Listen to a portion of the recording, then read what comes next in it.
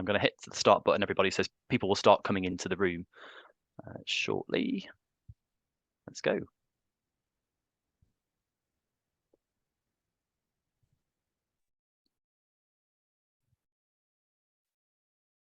Hello and good afternoon to everybody that's dialing in. A very warm welcome. We're just going to give it a quick minute and let folks sort of get onto the line. We're expecting quite a few people today, so just want to make sure everyone's got a good opportunity. We're really looking forward to this conversation, and we've got some amazing speakers as well. So hoping to give you a really good insight into Trans Awareness Week and into sort of the real life stories as well of some of our amazing trans role models and superstars. So looking forward to the conversation. Great, we've got quite a few people that are joining the line now. So there are a few ways in which you can engage with us today as well, and we're really keen to get any sort of questions that you might have. You can actually ask those in two ways. So the first is using sort of the Q&A function, and you can also ask them anonymously as well if you feel more comfortable doing that. Secondly, you can also sort of share your thoughts into the chat function as well. And that includes anything that may sort of resonate with you or anything that you'd like to ask and put out to the main group. So in the background with me today, we've got Hector, who's our group brand and marketing manager, who's going to be operating the Zoom platform and keep an eye on the chat for us as well. And then we've got Shiraz on the line as well, who is our research and insights analyst, who will be sort of helping me with the slides and also getting involved in some of the conversation today. And then we've got Jamie on the line from SJP. And then we've also got Jules on the line from City. So in for a really good conversation today. Okay, looks like we've got quite a few people here with us now. So let's sort of kick off sort of formally. And a warm welcome to, our Transgender Awareness Week conversation. And focusing around sort of trans and non-binary inclusion for us is a big priority and an area that we're spending a lot of time on at the moment, actually, talking across organisations. If we pop over onto sort of the next slide, Shiraz, I know you just gave us a glimmer of that one, but we can see here a really sort of important quote. So without equality for everyone, there really is no equality at all. And I really wanted to sort of share this sort of quote with you all today, because I do genuinely believe that, we all have a responsibility, whatever part of the LGBT plus community or other, to support and empower one another. And certainly this is a key theme of all of our work sort of here at LGBT Great. And we know at the moment, for a lot of reasons, whilst Trans Awareness Week, I like to think about it as a celebration of the amazing people in our community. But actually also we need to take a second to reflect and think about the day that's at the end of this week, which is Transgender Day of Remembrance, which really sort of, shines a light on a lot of the tragedies and sort of the deaths that have taken place in this community, and also to give us a bit of a check as well in terms of where we are at the moment with trans and non-binary protections, equalities, which we know are facing unprecedented challenges around the world. And some of those challenges we will pick up on into sort of today's conversation. I do want to get you all thinking with me. So you can see here our objectives for the day. So thinking really around sort of trans and non-binary identities, what do they mean? We often get asked these questions a lot, actually, from folks across our financial services members and others. The second point here is around to give you an opportunity to hear from some of our amazing trans role models and a bit about their journeys as well. And I know they've got some brilliant stuff to share with you. And then thirdly, to think about what can we do? How can we support and empower trans and non-binary people within the workplace and society, etc. Because quite often what I tend to see is that we have a lot of allies in our industry that genuinely want to help, but quite often they sometimes feel a little bit confused and perplexed around, what is it that we can actually do? I want to start off by giving you a sort of quick poll today. So Hector, if I can cue you on sort of the poll, and if we could run poll A, so when you're ready, we can launch that. And you will see that on front of the screen in front of you in a few minutes, folks. So you can see here, poll A. So which of the below do you think is the most important way to support the trans people in the workplace? So one, do you think is it supportive trans policies, talent management processes? Two, corporate allyship and advocacy on trans human rights issues? Or do you think it's clear and visible role modelship and allies? And I'm always really interested actually to see what folks are thinking. So give me a few more. There's quite a lot of votes coming through. So got a really engaged group today. So thank you for that, everybody. I'm going to give it a little bit longer. We've got sort of over 70% of you now, 75%, 76% that have voted. So we'll just keep it going for a few minutes. But, which of the below do you think is the most important way to support trans people in the workplace? And we're almost there. So let's close that poll, Hector. And if we could just share the results, let's see what folks are saying. Great, so you can just see the results here in front of you. So the biggest proportion of you are saying supportive trans policies and talent management processes. I think absolutely a very, very important part of creating a trans equal workplace. And certainly this is an area that we're seeing get a lot of attention at the moment, particularly within financial services sort of organizations. The requests around getting trans and non-binary policies in place is certainly the building blocks that we're seeing most focus on now. Interesting that the corporate allyship and advocacy is the least there. So I think we should probably unpick that and explore that sort of later on. And this point around role models obviously being sort of the second point that you've highlighted as well. So if we can stop sharing those results and let's sort of move on to sort of the next slide there. But I think what we are sort of seeing, across the industry is a lot more engagement now on trans inclusion and particularly gender identity as well. And what you can sort of see here in front of us is a bit more around, what we're trying to achieve here at LGBT Great, actually, in getting the LGBT conversation onto the radar, of executive leadership, the people that have the power and the tools to create more inclusive workplaces for trans people. And like I say, we are seeing a lot of investment now from a number of organisations in how can we improve across the board. We're starting to see, supportive trans policies, talent development programmes are increasing as well, and a lot more requests for education around gender identity. And we know actually, getting this right is often, the litmus test for a lot of Gen Z, but also a lot of LGBT plus talent as well. So increasingly important, not just from a talent lens, but also from a business and reputation one as well. And of course, role modeling for us has been something that we've, held within our fibre since, the day one really, and creating more visibility of folks across the industry. I mean, it will come as no surprise that, the visibility of trans people, it's the area of LGBT plus that we, in my view, need to work the hardest on in terms of making more visible. It's still an area that we've got a lot more work to do in levelling up for trans and non-binary people. And then what we are seeing, as well, I mentioned before, increased engagement really around, education conversations and wanting to learn. And it's often the most important area and most curious area from lots of folks as well. Now, without sort of talking to you too much about LGBT Great, I just wanted to share the next slide with you, which just gives you a bit of an idea around how our sort of programs are structured within our members. And what you can see here is that we're focused around these three strategic areas. So one around insight, so making sure we're giving executives and leaders the data that they need, to transform workplaces, understanding, how our peer groups are working across the industry, and fundamentally enabling apples to be compared with apples across the investment and financial services industry. The second point here is around visibility, and this is where conversations like this and our final pillar outreach, building community, is critically important. And what we have seen since we started our work a few years ago is a real domino effect in organisations, one, wanting to support, but also in more and more LGBT talent as well, feeling psychologically safe to be out, to be visible. And as many of you on this line today will have heard, for us, it is about, creating more of what we want, which is diversity across the industry, but making sure that when people think about financial services and business, actually, trans people have an equal seat at the table. And I know that's a big vision, and I know we've got a long way to go. But I'm confident if we keep going and, we can keep working with our collaboration partners and others, we are sort of going to get there. So I thought as well, we've got quite a few folks on the line today. I know that haven't had sort of the trans or the gender identity sort of conversation before. So I just wanted to sort of give you an overview on the next slide. We can see here, just to sort of introduce the four dynamics really of LGBT plus identities. And when we talk about LGBT, what we mean is gender identity, attraction, sex, and expression, which you can see here.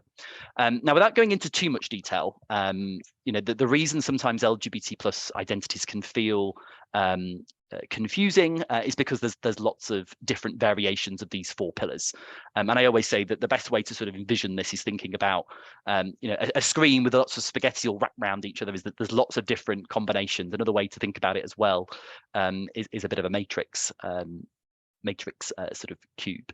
And over onto the next slide, just to sort of give you a really clear definition. When we talk about members of the trans community, what we're referring to here is people who don't identify with the gender that they were assigned at birth.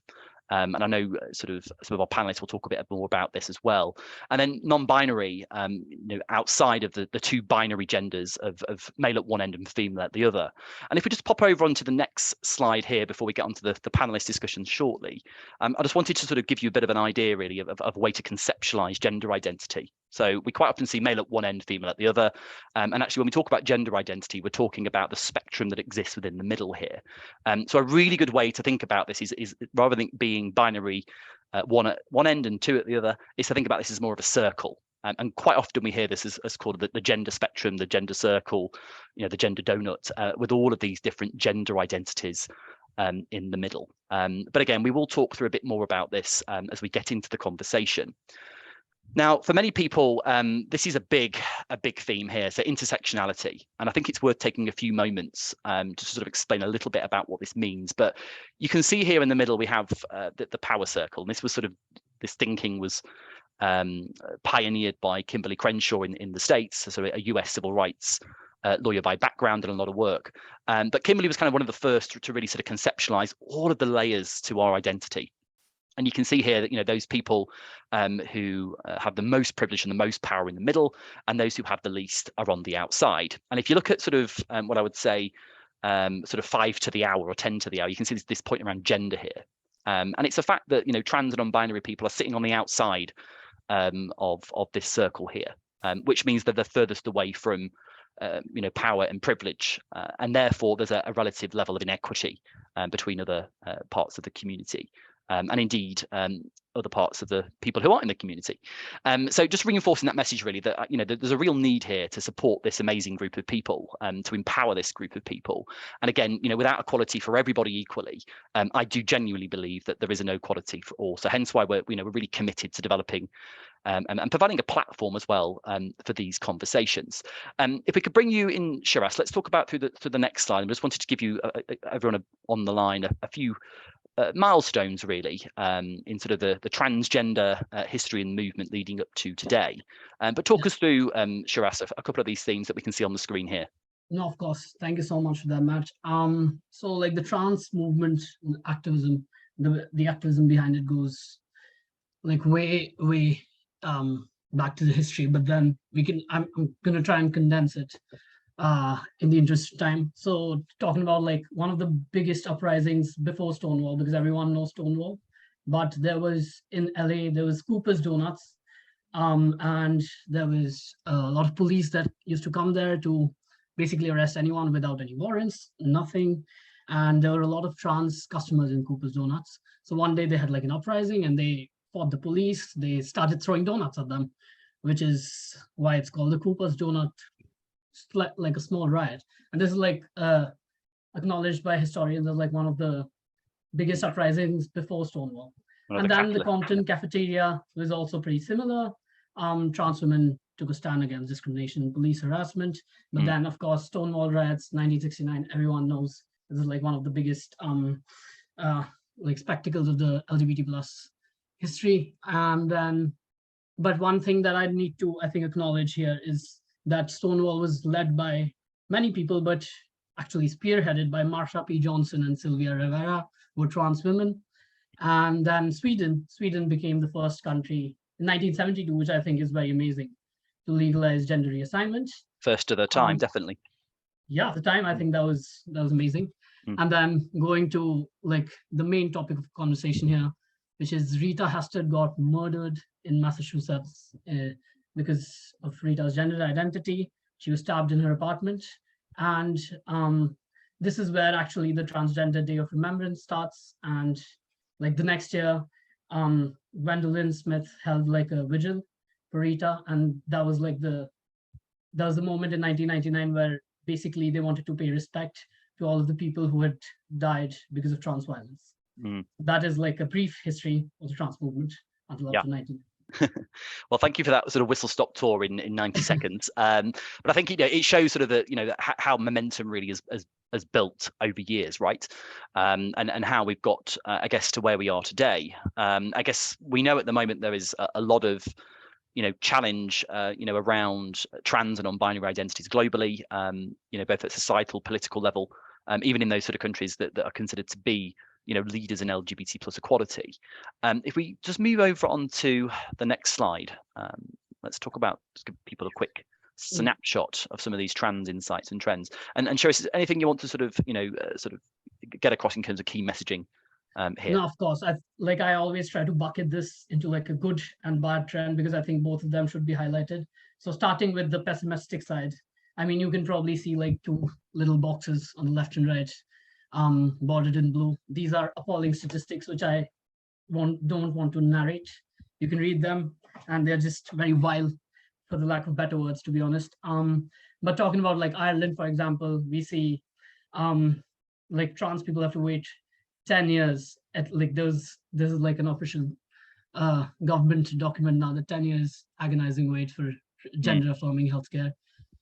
Even in the US, which apparently is like the LGBT plus leader in rights in some states, but in some other states, you can see, for example, in Florida, life-saving gender affirming care has been removed, voted at least, and it's in the process of being removed. Yeah. And there's so many associations and medical boards have already said that gender affirming youth healthcare especially helps people save lives. So, I mean, this is like the bad side of things, but the good side of things I want to also highlight. So, for example, in India, Maharashtra just reserved like a police sub-inspector spot because they did not have anyone for the transgender community. So they did not hire anyone before this, and now they've reserved one spot out of like 700, and they're trying to get more. And then we talk about Malta. There's like state-sponsored gender affirming surgery, which I think is like monumental, because I think, especially for such a small country, they're doing so well in trans rights, and I think they're like a trailblazing example of where we should be. Yeah. And talking about Brazil, I think Brazil historically has been very unsafe for trans people, but recently two trans women just got into national parliament. So I think we are seeing some very good things too. So there are optimistic, there is an optimistic side to the story. Sure. Yeah.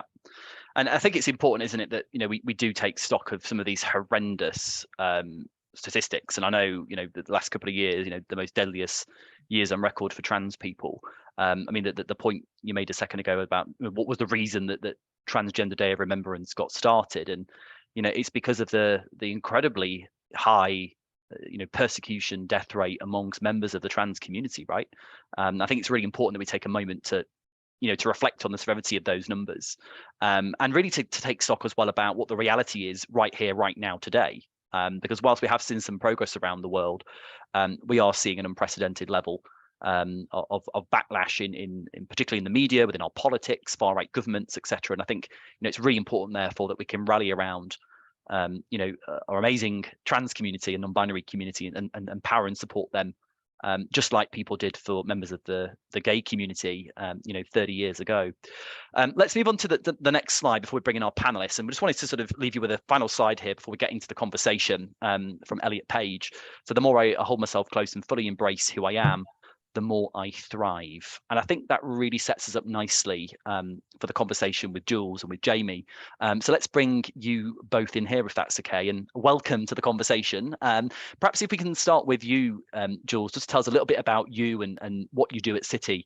And then perhaps just to start with, a bit about why Trans Awareness Week is so important to you. Sure. So I'm Jules. I'm a quant analyst for City, which is a big word to say that I mostly write code. I have been working for City for about 4 years, and I came out at work in 2020. So during the pandemic, I was like, oh, if I change my name while I'm away and change my pronouns, it's going to be a bit easier for people. I think Trans Awareness Week is very important, and trans visibility is very important, because we are seeing a lot of negative visibility from the media, where we hear about trans women being criminals, we hear about violence, we hear about us being predators and things like that. And I think it's important to have representation of actual trans people telling their stories, actual trans people talking about what it's like, what it means for us, and not these demonization that we can see sometimes in the media. Yeah, completely agree.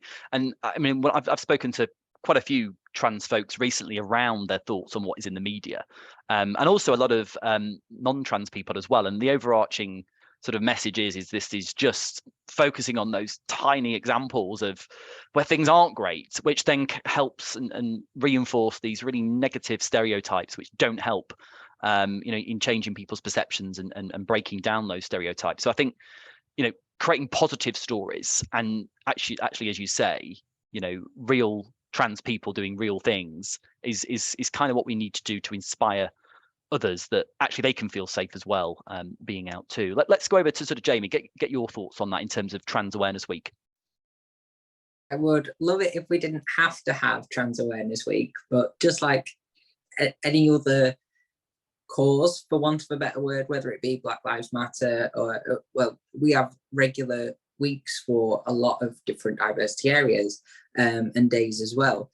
And the importance of those is that we've got a specific amount of time for people to share stories. I think if it's an ongoing project, which it should be, but it's a lot to juggle along with everyday life. So for having these specific days to share, it prompts me to put out some stories and for people to listen to those as well. Yes, no, exactly. I think it just focuses the mind, doesn't it, on making sure we recognise, trans people, and indeed on the other diversity dates at the parts of the community as well. And if you could share a little bit about what you do as well within your organisation, that would be brilliant. Sure. I'm a financial planner. I've been a financial planner for a few years now, but I was working for somebody else when I came out as trans. Most of my coming out happened between August 2020 and January 21. I think when I changed my name, that was the big prompt to tell everybody what was going on, because it was quite obvious, asking questions as to why I was changing my name. But the world changed for me a lot at that point. And I realized that the costs associated with being trans are far bigger than I ever thought. And it's not just direct costs like medication, hormones, and signing up with gender clinics and all that sort of thing. It's also the amount of headspace it takes up. So that has its own cost in terms of my time, my relationships, what it takes away from work. So I set up True Self Wealth, and that is a financial planning company.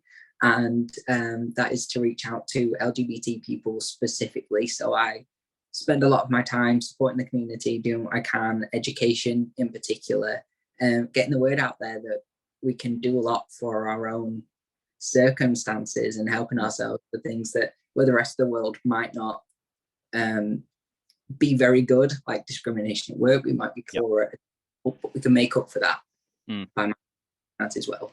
Yeah.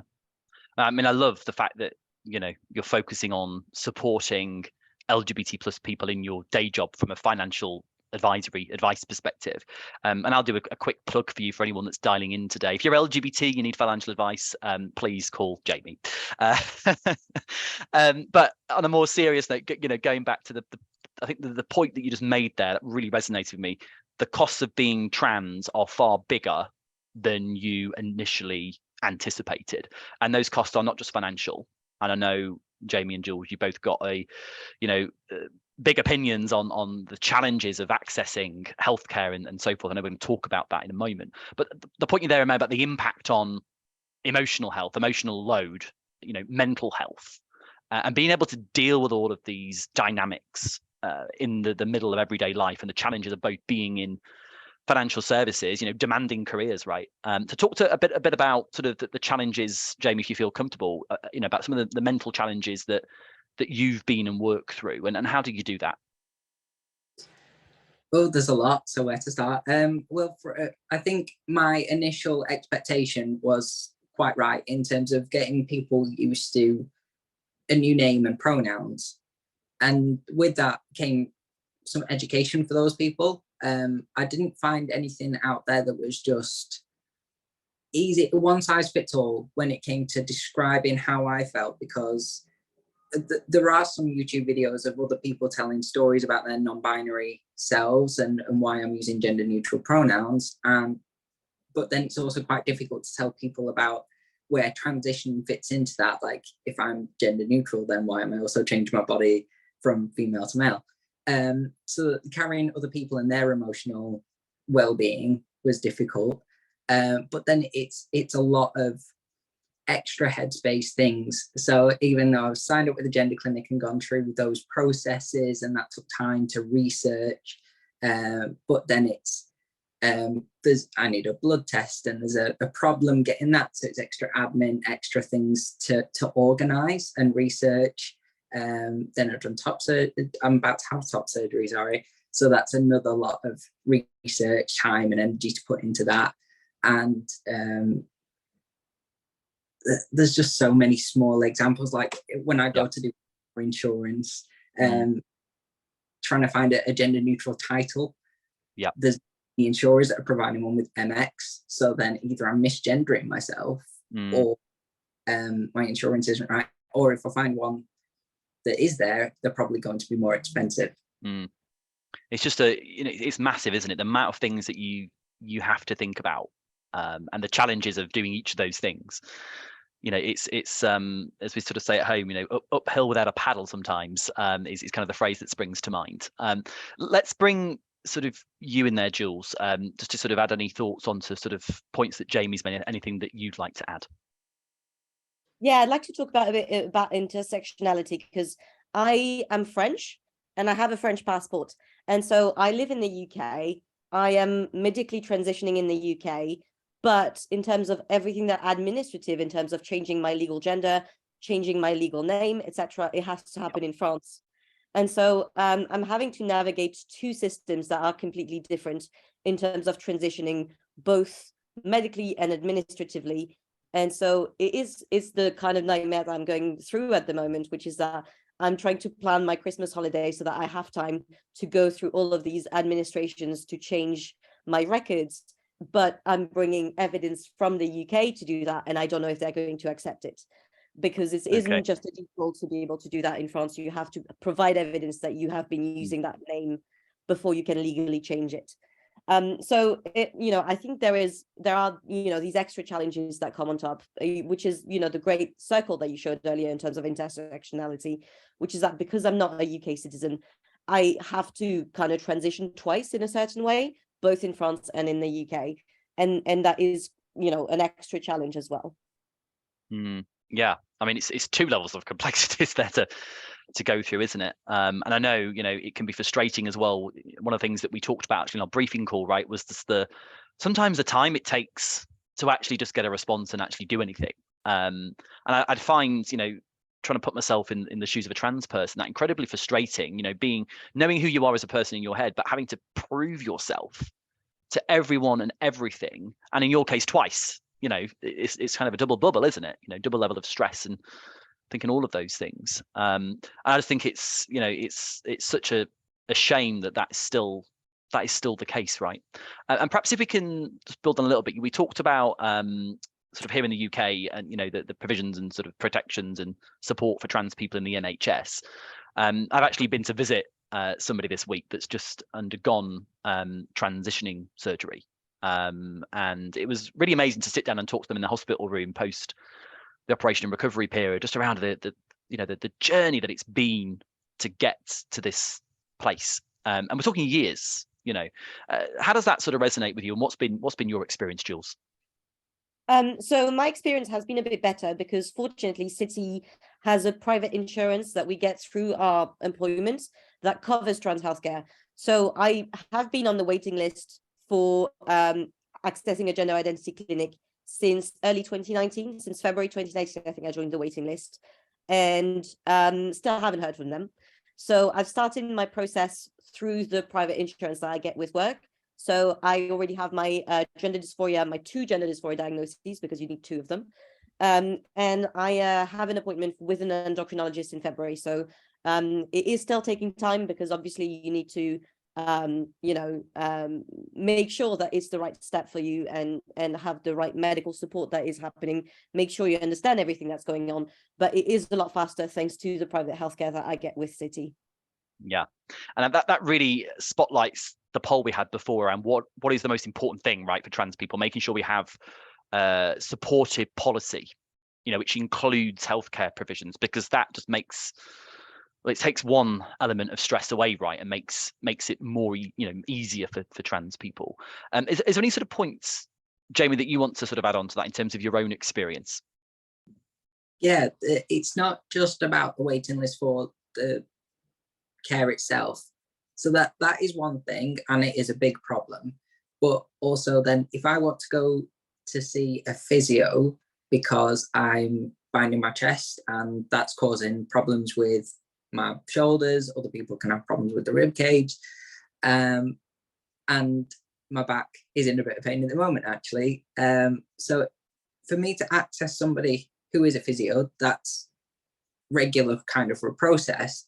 But then if it's something specifically for somebody who's trans, the odds of getting somebody who is able to work with me in a respectful way is quite slim, and there's no set process to go through that. So there will be some people who aren't confident in getting undressed in front of somebody else, so that you can be. Whereas from a physio's point of view, it's whip your clothes off and let's go for it. Sure. I've also had a lot of problems with my own doctors, and I asked them to update my medical record. It should be as simple as me just asking them to do it. They create me a new NHS number and record, so it should be my say so, and they act on that. 4 months later, we're still in a process where they're giving me misinformation. I'm sending them links to their own NHS websites. Yeah, and it's been really stressful. Had a knock-on effect to the rest of my healthcare. I asked for just a prescription, and I don't know whether they just know my name within the surgery, but I didn't get a response for that, and it feels a bit like maybe they're scared of dealing with me because they're worried about a complaint happening, but it's for something else. So it's unrelated, but I do wonder if it's having an impact on care.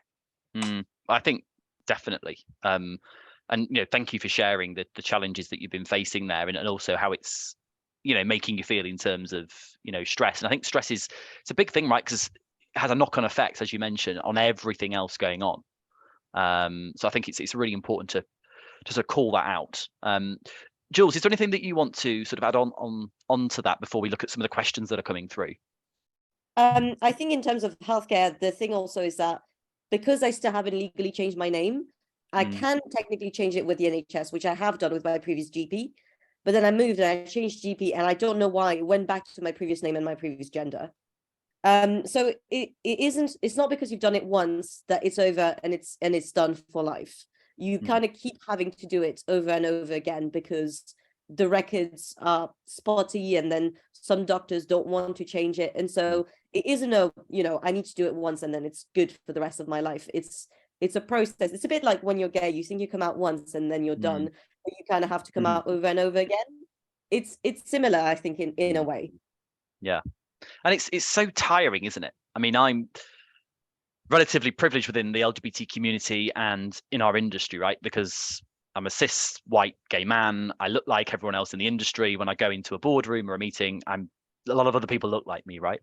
But I do remember early on in my career, first going into sort of a corporate and a sales environment. Actually, there was no LGBT visibility whatsoever, and actually quite a lot of very negative, what we call banter, around LGBT plus people. And I was completely invisible for the first sort of couple of years, but I can remember that feeling absolutely knackering, tiring.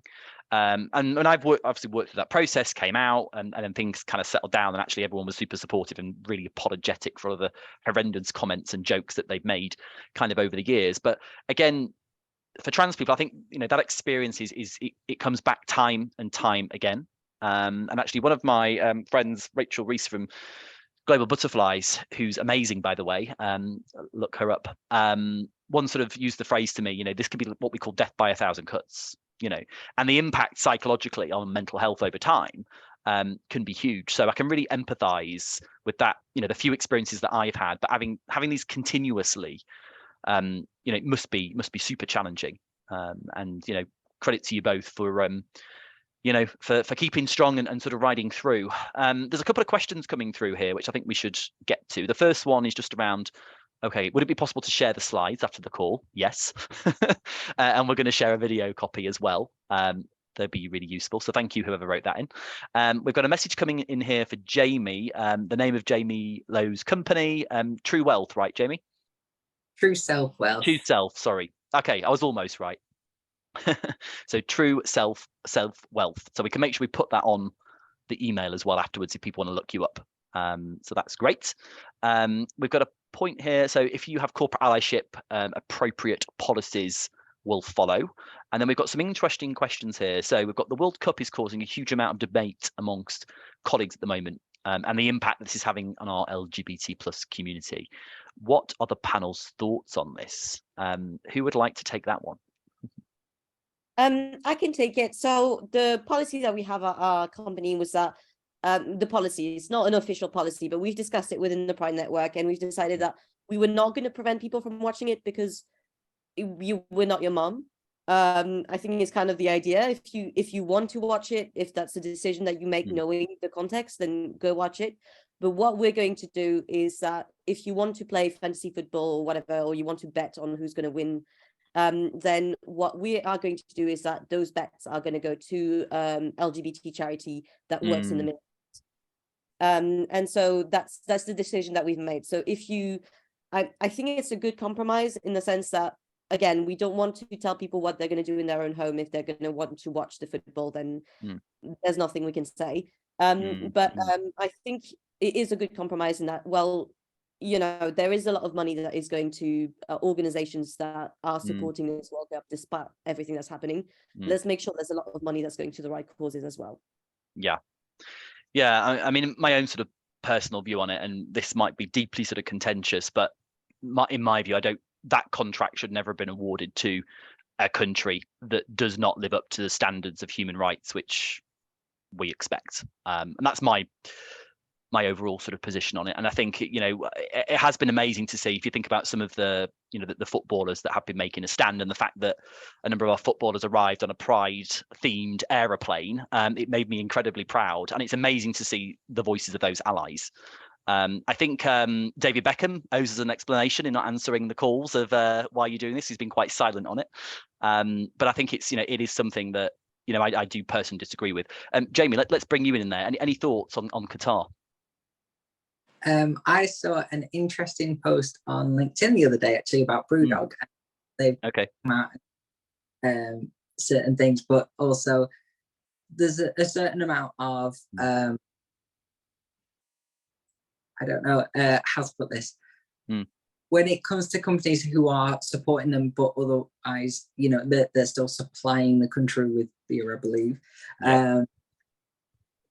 That made me feel a little bit torn, actually, because there's a lot of companies that get accused of rainbow washing during Pride Month, and it felt like maybe there's an element of that, but also it's business. So I think exactly like what Joel said about making sure that money goes to the right place. It's not putting a halt on business. We could all try and do better, but ultimately, I'm with you, that contract never should have been written. So we shouldn't be in this position where we have to talk about it. It shouldn't be a debate anymore. It should just be, there's a criteria of human rights, not even just from an LGBT perspective, of how they treat people, how stadiums treat staff, everything that just makes them a good country and a good set of human beings. Yeah, really great points, Jules and Jamie. And thank you for sharing those. We've got some interesting points coming through. I mean, the questions are coming through really fast now, so I'm going to try and get through them. But just to pick up on a couple of points. First of all, thank you to the person that highlighted a few moments ago that our chat function was disabled. We've actually put that back on now, so it is now enabled. And there's a point that's come through here. One person has said to us, my son is 6 years old and is transgender. What's the most important thing that I can do to support him as his mum? And I'm going to add a point on there first of all. We actually have an event next week that's designed for people exactly in that position, and we're hosting it in partnership with the investment firm Schroders, and it's called LGBT plus parenting, and we've got some amazing speakers that are going to be talking exactly on this topic.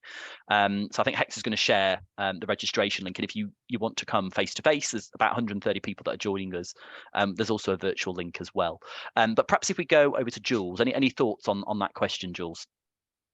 I mean, it's a big question. I think the main thing is just make sure you love him. Just tell him you love him, tell him you love him just as much. And I mean, being a parent is a learning process, I think, all along. Being the parent of an LGBT child is probably even more of a learning process. So, you know, I think to a certain extent, our kids have a tendency to look up to us and believe we know everything. Maybe LGBT kids realize that that's not the case earlier on. But so it is going to be challenging. I can't tell you it's not. But I think, you know, as long as you love him and you support him and also ask him what he needs, is probably the best way, because I don't think there's a one size fits all. Yeah. And I think sort of, you know, normalizing gender identity and trans identities as well, as far as we can at such a young age, I think is important. So there's a really great book series out by an amazing individual called Pop and Ollie. If you look them up, they actually have children's stories that are about LGBT plus people. So you know, things like this would be great. Oh, we've got an extra panelist that's just joined Jules there. And Jamie, any thoughts from you in terms of supporting young LGBT people? Yeah, I agree with that about just love them and everything else in place. I think keep asking questions, because things like names, pronouns, that might even change on a day-to-day basis as they just try and work out the world. My daughter once said that she felt like she was a boy, and it was a bedtime conversation. So, you know, we couldn't go into a lot of detail at the time, but just say, you know, let's keep this conversation open, and when you're having feelings like that, we'll talk about it, and like you need to do anything different, want us to call you by a different name, even if it's just for that time, that day, we could do that. But she's not mentioned it since, and I've asked her if she's had any other feelings around it, and she's not really engaged in that type of conversation. So I think, yeah, it's having the freedom for letting them to create themselves, and, you know, setting them on this path of definitely transitioning, or that can be as difficult to navigate as anything else. So really feel for your situation. Yeah, no, I think, you know, really great, you know, great points. And I think, you know, goes back about making sure they feel loved. So important. There's another point coming here. So as a parent of a 22-year-old trans man who transitioned at age 14, love and advocate for your child. I mean, that is, you know, such powerful words, isn't it, that can really make a difference. So thank you, Susan, for sharing those. I want to end on, there's one question here, and I'm pretty sure we could talk about this for days, couldn't we? So many things. But we've got a question here that's saying, what are the 3 things that businesses can do to help colleagues whilst transitioning? So Jamie mentioned cost, which echoed what a colleague had said at a recent Pride Committee meeting, and how they weren't aware of the start of their journey, what would and wouldn't have been there for them, you know, in terms of support from the company. So that, I think the 3 organizational things, think about policies, talent management, all those other things. But any sort of other views? I mean, we talked about healthcare already, perhaps, which is our, you know, first point. But anything else we can add to that? And perhaps, Jamie, if we go back over to you, and then we can go to Jules.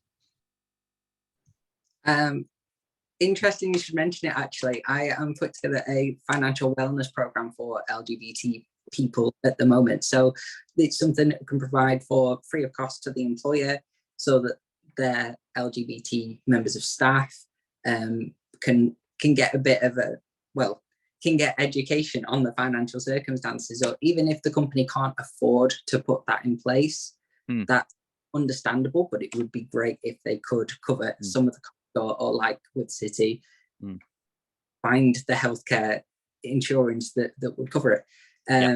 If anyone's interested in that, feel free to reach out and I can give you some more information. Amazing. Yeah. And Jamie, in our sort of follow-up email as well, if you want to send us any links to anything that you've got, we'd be happy to promote that and amplify that for you, and share it with this community. So amazing. And then Jules, any thoughts from you in terms of things that businesses can do to help colleagues transitioning? I think, sorry, I'm a bit further away because my cat has come on my lap. But I think one thing that is really useful is having a very clear transitioning at work policy in terms of how do you change your pronouns? How do you change your name? How do you change your email? What should you do? Who should you reach out to when you start your transition?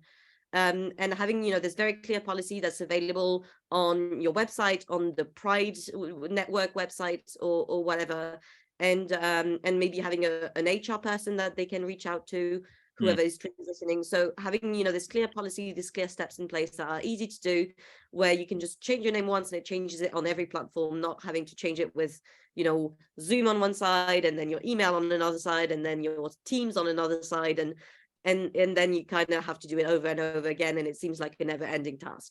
So if there can be just, one thing that you need to do, and that's all set up, so it's both the policy and the software to be there, that would be really wonderful. So I guess a couple of themes there. So it's around, getting the right trans and non-binary policies in place. It's about creating safe spaces and education.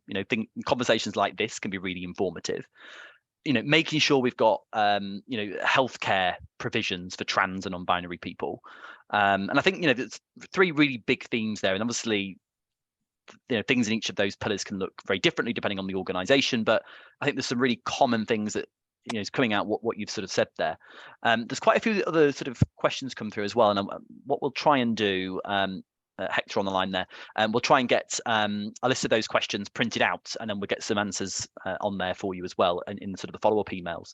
And then just sort of finally, Hector, if we can share, we've got for those of you that are based in London, I know we've probably got a lot of people that are dialing in from international. However, we have got an end of year LGBT Great community event actually taking place at M&G PLC, so in partnership with, which is happening on the 1st of December, and it's between 6 to sort of 8:30 p.m. But we'll give you an opportunity to actually meet some of our amazing community in person. So lots of other LGBT folks from the industry.